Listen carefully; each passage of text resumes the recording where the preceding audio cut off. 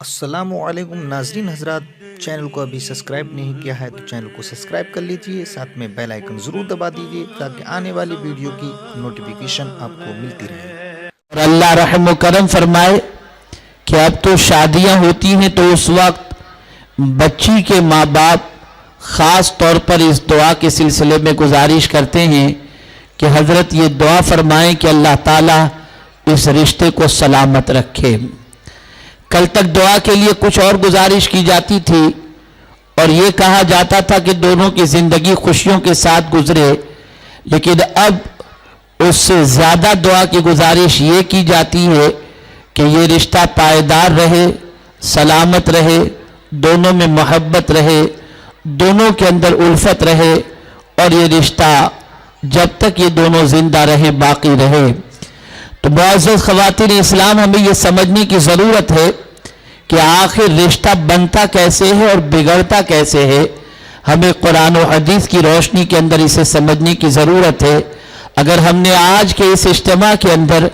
اس مسئلے کو سمجھ لیا تو میں یقین کے ساتھ کہتا ہوں انشاءاللہ العظیم ہر گھر رش کے جنت ہوگا اور انشاءاللہ العظیم زندگی نہایت اطمینان و سکون کے ساتھ گزرتی ہوئی نظر آئے گی۔ یہ بات اچھی طریقے سے ذہن میں رکھیں، رب قدیر جل جلالہ نے قرآن مقدس میں اور آقا کریم صلی اللہ تعالی علیہ وسلم نے اپنی حیات طیبہ اور اپنے ارشادات کے اندر ساری چیزوں کا حل بتا دیا ہے۔ اگر ہم قرآن و حدیث کی روشنی میں اپنی پریشانیوں کا حل تلاش کریں تو ہمیں اپنی پریشانیوں کا حل ضرور ملتا ہوا دکھائی دے گا۔ آج مجھے جو چیز آپ کے گوش گزار کرنی ہے وہ یہ ہے کہ رسول گرامی وقار صلی اللہ تعالی علیہ وسلم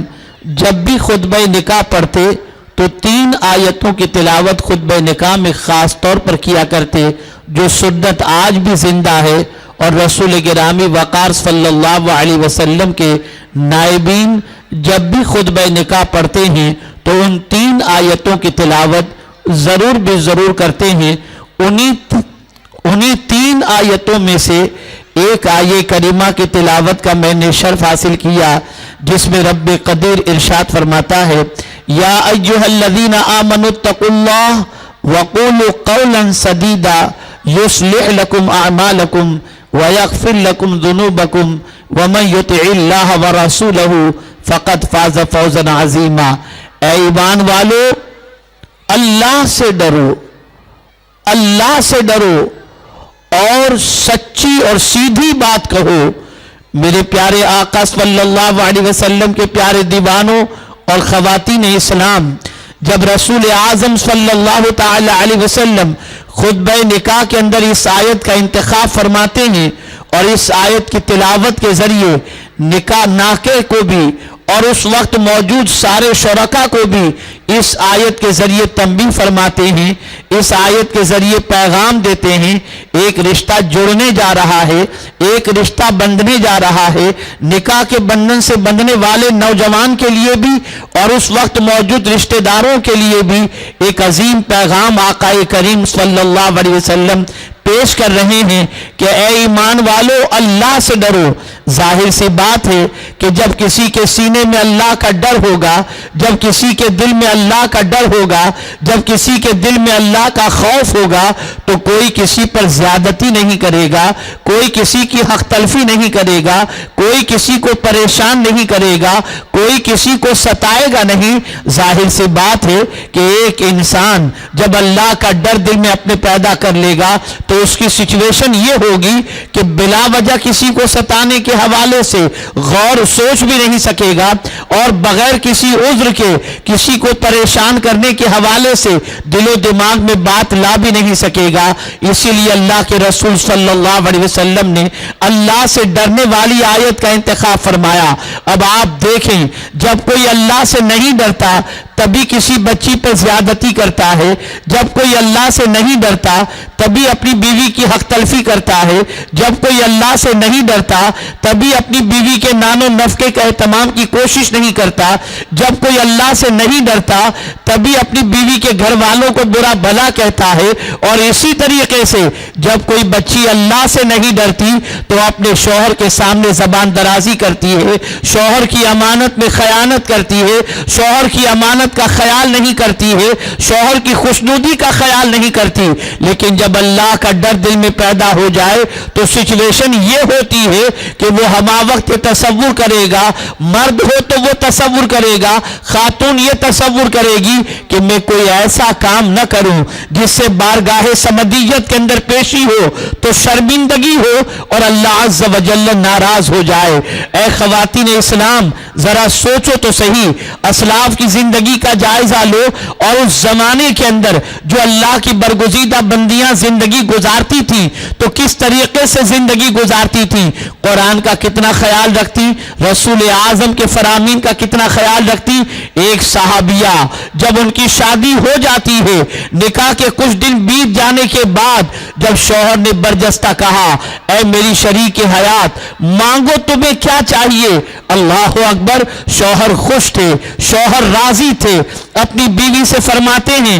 مانگو تمہیں کیا چاہیے، تو بیوی نے برجستہ کہا مجھے طلاق چاہیے۔ اتنا سننا تھا کہ شوہر کی پیشانی پر پسینہ آ جاتا ہے اور برجستہ شوہر کہتے ہیں یہ کیسا سوال تم نے کر لیا، بتاؤ آخر میں نے تم پر کوئی زیادتی تو نہیں کی، میں نے تمہیں ستایا تو نہیں، میں نے تمہاری حق تلفی تو نہیں کی۔ اللہ اکبر، انہوں نے کہا نہیں، آپ کی جانب سے نہ مجھ پر کوئی زیادتی ہوئی ہے، نہ کوئی سختی ہوئی ہے، نہ آپ نے میری حق تلفی فرمائی ہے، لیکن ایک بات میرے دل میں ہے جس کی وجہ سے میں آپ سے طلاق مانگ رہی ہوں۔ اللہ اکبر، وہ فرماتے آؤ تمہارے اس مسئلے کا حل بارگاہ رسول صلی اللہ علیہ وسلم سے حاصل کرتے ہیں۔ دونوں روانہ ہوتے ہیں، راستے میں شوہر کو ٹھوکر لگتی ہے اور ٹھوکر لگنے کی وجہ سے پیر کی ہڈی ٹوٹ جاتی ہے۔ اس پیر کی ہڈی کا ٹوٹنا تھا کہ بیوی نے برجستہ کہا آؤ واپس گھر چلتے ہیں،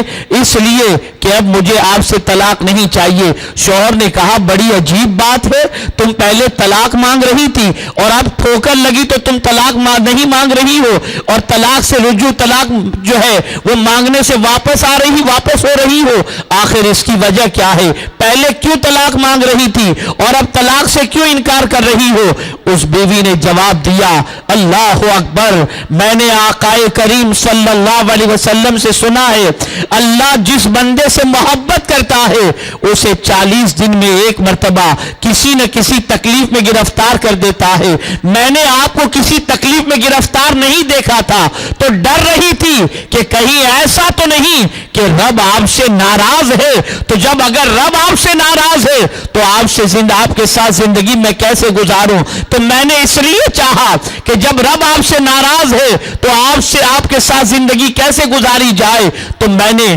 کسی مصیبت میں گرفتار نہ دیکھنے کی وجہ سے آپ سے طلاق کا مطالبہ کیا تھا، لیکن اب آپ کو ٹھوکر لگی ہے اور آپ کے پیر کی ہڈی ٹوٹ گئی، اس سے معلوم ہوتا ہے کہ اللہ رب العزت جل جلالہ آپ سے محبت فرماتا ہے۔ جب آپ سے وہ محبت فرماتا ہے تو اب آپ سے طلاق لے کر میں کیا کروں گی؟ اب تو آپ کے ساتھ ہی مجھے زندگی گزارنی ہے۔ بتانے کا مقصد یہ ہے کہ اللہ کے رسول صلی اللہ تعالی علیہ وسلم کی وہ جانثار خواتین جن کی زندگیاں رسول اعظم کی تعلیمات پر عمل کرنے میں گزرتی تھی، وہ زندگی کے ان پہلو کو دیکھتی تھی جن پہلو کا تعلق بارگاہ سمدیت سے ہوتا، بارگاہ رسول صلی اللہ علیہ وسلم سے ہوتا۔ اور آج کی عورتوں کی پوزیشن یہ ہے کہ طلاق اگر مطالبہ کرتی بھی ہیں تو کس وجہ سے مطالبہ کرتی ہیں؟ تمہارے یہاں دیکھو، فلاں کے یہاں دیکھو، تمہارے یہاں پوزیشن یہ ہے کہ یہ زیورات مجھے میسر نہیں ہوتے،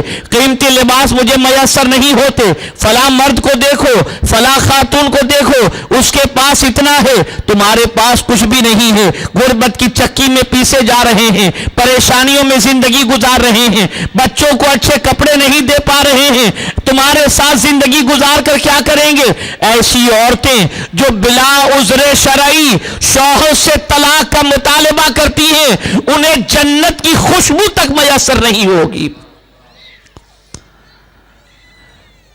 اے خواتین اسلام، اللہ کے ڈر کو دل میں جگا دو, اللہ رب العزت جل جلالہ کے خوف کو دل میں جگا دو. اور قرآن مقدس میں رب قدیر نے فرمایا سیدھی بات کرو. جتنے بھی جھگڑے ہوتے ہیں,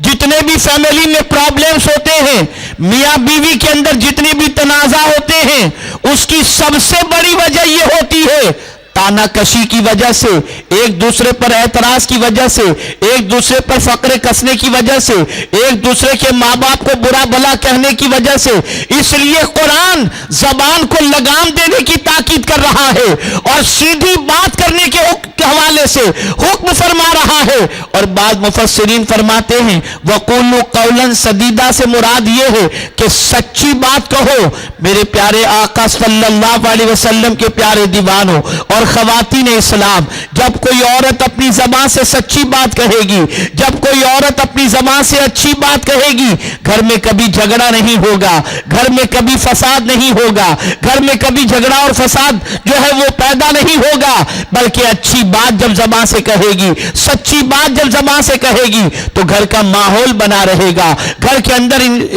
اندر سکون ہوگا, گھر کے اندر اطمینان ہوگا. آج بہت سارے مردوں کی پوزیشن ایسی ہے گھر جانے سے گھبراتے ہیں, گھر پہنچنے سے ڈرتے ہیں. اور بہت ساری عورتوں کی سچویشن یہ ہے کہ بازار نکلنا ہو تو بن سور کر نکلتی ہیں, دوسروں سے بات کرنا ہو تو نرمی سے بات کرتی ہیں, دوسروں سے کلام کرنا ہو حسن اخلاق سے پیش آتی ہیں. لیکن جب شوہر سے بات کرنی ہو, شوہر کے گھر والوں سے بات کرنی ہو, شوہر کے رشتہ داروں سے بات کرنی ہو تو زبان سے آگ اگلتی نظر آتی ہیں. اے خواتین اسلام, اللہ کے فرمان پر عمل کرو اور سچی بات کہو, سیدھی بات کہو, نرمی اختیار کرو, اپنی زبان کو لگام دو. اگر تم زبان کو لگام دو گی, اگر تم اچھی بات کرو گی, اگر تم سیدھی بات کرو گی تو نتیجہ یہ ہوگا کہ تمہارے جملے تمہارے شوہر کی تسکین کا سامان بنیں گے, راہن بنیں گے. اللہ اکبر. میرے آقا صلی اللہ تعالی علیہ وسلم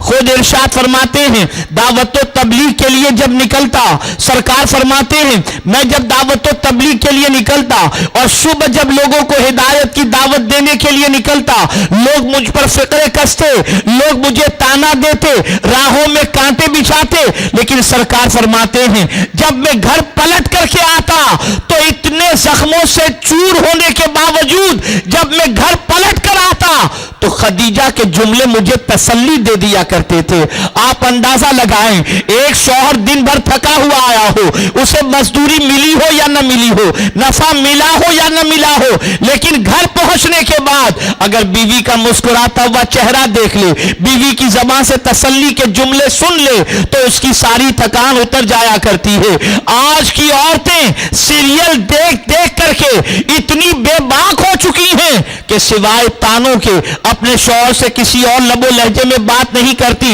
الا ماشاء اللہ. بہت ساری عورتیں ایسی بھی ہیں جن کی زبان کے اندر نرمی ہوتی ہے, جو شوہر کے حقوق کا خیال کرتی ہیں, جو شوہر کے مقام کا خیال کرتی ہیں. تو عرض یہ کر رہا تھا کہ اے خواتین اسلام, سیدھی بات کرو, سچی بات کرو. اللہ اکبر. خواتین اسلام کی زبان سے اگر سچی بات نکلے گی گھر کا ماحول درست ہو جائے گا. اب آپ دیکھیں قرآن مقدس کا انداز دیکھیں, پہلے تقوی کی بات کہی گئی, پھر سچی بات کی بات کہی گئی. اب اس کا نتیجہ قرآن کہتا ہے, قرآن مقدس میں اللہ نے فرمایا یصلح لکم اعمالکم. اللہ اکبر. اگر تم سیدھی بات کرو گے, اگر تم اللہ سے ڈرو گے تو تمہارے معاملات کو, تمہارے اعمال کو اللہ سنوار دے گا. آپ ذرا سوچو, اعمال اللہ سنوار دے گا, حالات اللہ سنوار دے گا. اور پھر قرآن مقدس نے ارشاد فرمایا وَيَغْفِرْ لَكُمْ ذُنُوبَكُمْ, اور اللہ تمہارے گناہوں کو معاف فرما دے گا. میرے پیارے آقا صلی اللہ علیہ وسلم کے پیارے دیوانوں, اے خواتین اسلام, گناہوں میں ڈوبے ہوئے انسان انسان کے لیے مغفرت کا پروانہ بہت بڑا سرمایہ حیات رکھتا ہے. اگر اللہ عز و جل سیدھی بات کہنے کے عوض کے اندر مغفرت کا پروانہ عطا فرما دے, گناہوں کو معاف فرما دے, تو یہ خسارے کا سودا نہیں ہے, یہ بہت قیمتی سودا ہے, یہ بہت کامیاب سودا ہے. اور پھر آگے میرے کریم نے ارشاد فرمایا وَمَن يُطِعِ اللَّهَ وَرَسُولَهُ فَقَدْ فَازَ فَوْزًا عَظِيمًا, جس نے اللہ اور اس کے رسول کی اطاعت کی بے شک اس نے بڑی کامیابی حاصل کر لی. اب آپ دیکھیں, پچھلے زمانے کا مطالعہ کریں اور صحابیات کی زندگی کا مطالعہ کریں, خواتین اسلام کی زندگی کا مطالعہ کریں, اللہ کی برگزیدہ بندیوں کی زندگی کا مطالعہ کریں, تو ان کی کامیاب زندگی کے پیچھے اگر کوئی چیز نمایاں طور پر آپ کو نظر آئے گی تو وہ اللہ اور اس کے رسول کی اطاعت ہے, اللہ اور اس کے رسول کی فرما برداری ہے, اللہ اور اس کے رسول کے حکم پر عمل کرنا ہے. آج کی بچیاں یہ سمجھتی ہیں کہ جتنا خلاف شرع کام کرو گے اتنی ہی کامیابی ملے گی. نہیں, خلاف شریعت کام کرنے کی بنیاد پر کامیابی میسر نہیں ہو سکتی, شریعت پر عمل کرنے کی بنیاد پر کامیابی میسر ہوگی. اب آئیے ایک اچھے معاشرے کی تشکیل کے سلسلے میں صرف 2 آیتیں آپ کے سامنے پیش کرنے کی سعادت حاصل کرتا ہوں, جسے آپ ہمیشہ کے لیے ذہن میں رکھیں. یہ میرا فرمان نہیں, یہ رب قدیر جل جلالہ کا فرمان ہے, اس کا فرمان ہے, اس کا پیغام ہے. اس پیغام پر عمل کرو گے تو طلاق کی نوبت بھی نہیں آئے گی, گھر کا ماحول درست رہے گا, گھر رشک جنت بن جائے گا, اللہ عز و جل کی نعمتوں کا نزول ہوگا, فضل و کرم کی بارشیں نازل ہوں گی, برکتیں وہاں پر نظر آئیں گی, سکون وہاں پر نظر آئے گا. پہلی چیز تو یہ ہے کہ ساس بہو میں جو جھگڑے ہوتے ہیں, گھر میں چھوٹے چھوٹے معاملات کو لے کر کے جو جھگڑے ہوتے ہیں, تو دونوں کا ٹیمپریچر, کبھی بہو کا ٹیمپریچر ہائی ہو جاتا ہے, کبھی ساس کا ٹیمپریچر ہائی ہو جاتا ہے, کبھی شوہر کا ٹیمپریچر ہائی ہو جاتا ہے. تو یاد رکھیں, کسی ایک کو تو اس چیز کو ذہن میں رکھنا ہوگا کہ جب کسی کا ٹیمپریچر ہائی ہو جائے تو کسی ایک کو تو نارمل ہونا پڑے گا. اب اس معاملے کو ختم کرنے کے لیے قرآن نے کون سا طریقہ عطا فرمایا ہے, کون سا دستور عطا فرمایا ہے. اللہ اکبر, جب کبھی ایسی نوبت آ جائے کہ تو میں گھر کے اندر ہونے لگے تو قرآن مقدس سے فرمایا وَلَا تَسْتَوِي الْحَسَنَةُ وَلَا السَّيِّئَةُ اِدْفَعْ بِالَّتِي هِيَ أَحْسَنُ فَإِذَا الَّذِي بَيْنَكَ وَبَيْنَهُ عَدَاوَةٌ كَأَنَّهُ وَلِيٌّ حَمِيمٌ. اللہ اکبر, نیکی اور برائی دونوں برابر نہیں ہو سکتے. اچھے انداز میں تم اپنا دفاع کرو, اللہ اکبر, تم اچھے انداز میں اپنا دفاع کرو. سامنے والا چلا کر بول رہا ہے, تم نرمی سے بات کرو, تم اچھے انداز سے بات کرو. سامنے والا غصے کے اندر ہے, تم پانی اسے پیش کر دو, تم معافی اس سے مانگ لو, تم اس سے نرمی سے پیش آ جاؤ. قرآن کہتا ہے کہ اگر تم نرمی سے اور اگر تم جو ہے اچھے انداز سے اپنا دفاع کر لو گے تو یہ تمہارا دفاع کرنا ضائع نہیں جائے گا, بلکہ میرا کریم فرماتا ہے فَإِذَا الَّذِي بَيْنَكَ وَبَيْنَهُ عَدَاوَةٌ كَأَنَّهُ وَلِيٌّ حَمِيمٌ. تمہارے اور اس کے درمیان جو عداوت تھی اللہ اسے جگری دوستی میں تبدیل فرما دے گا. آپ ذرا اندازہ لگائیے, آج عورت یہ تصور کرتی ہے کہ اگر ایک کا جواب میں 2 سے نہیں دی تو پھر میرا مقام گھٹ جائے گا, میرا رسپیکٹ گھٹ جائے گا. نہیں, اگر گھر بسانا ہے, گھر چلانا ہے, مستقل زندگی سکون کے ساتھ کاٹنی ہے تو صبر کا دامن تھامنا ہوگا, غصے کو پینا ہوگا, اچھے انداز میں دفاع کرنا ہوگا. تو انشاءاللہ العظیم سچویشن یہ بن جائے گی کہ آپسی محبت بڑھ جائے گی, ایک دوسرے کا اعتماد بڑھ جائے گا. اور یہ بات اچھی طریقے سے یاد رکھیں کہ ایسی سچویشن کے اندر, ایسے حالات کے اندر شیطان جھگڑے کے لیے ورغلاتا ہے. شیطان چاہتا ہے کہ تم بھی کچھ کہو, شیطان چاہتا ہے کہ تم بھی کچھ بولو. تو قرآن نے اس کا علاج بھی بتا دیا, اما ینزغنک من الشیطان نزغ فاستعذ باللہ. جب تم کو شیطان جھگڑے کے لیے ورغلائے تو اللہ کی پناہ مانگو, اسی موقع پر اعوذ باللہ من الشیطان الرجیم پڑھ لو. اور اس تصور کو اور اس قول کو رسول اعظم کے ذہن کے اندر بٹھا لو کہ طاقتور وہ نہیں جو انتقام لے, طاقتور وہ ہے جو اپنے غصے کو پی جائے. میرے آقا صلی اللہ علیہ وسلم فرماتے ہیں جو شخص حق پر پر رہنے کے باوجود اپنے آپ کے غصے پر قابو پا لیتا ہے، اللہ عز و جل اسے جہنم سے روک دے گا۔